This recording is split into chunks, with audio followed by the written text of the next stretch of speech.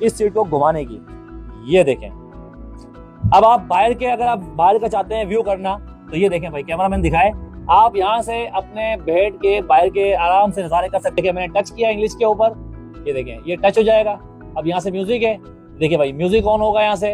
अब आपका कोई भी आपका प्रोग्राम है आप यहाँ से लगा सकते हैं। यहाँ से आपने बैक किया, ये मूवीज है, देखिए भाई ये मूवीज स्टार्ट हो गई। सुबह का नाश्ता, दोपहर का खाना और मजेदार टी के अलावा 5 स्टार होटल का खाना ये होगा। आप चाहते हैं कोई आपको परेशानी है तो इसको आप पुश करेंगे तो ये मैसेज जाएगा होगा, वो आपके पास फौरन आ जाएगा और उसके बाद ये आपको कोई भी आपकी रिक्वायरमेंट होगी वो उसकी आपकी पूरी कर देगा। अब देखें ये दरवाजा है, ये ऐसा नहीं खुलेगा, यहाँ आप पुश करेंगे, ये देखें ये ऑटोमेटिक खुल जाएगा। मैं देखिए यहाँ बात करूँ, देखिए ये देखें आप, तकिए चादरें इसके अंदर इंक्लूड है, कोई किराया नहीं है। यहाँ पर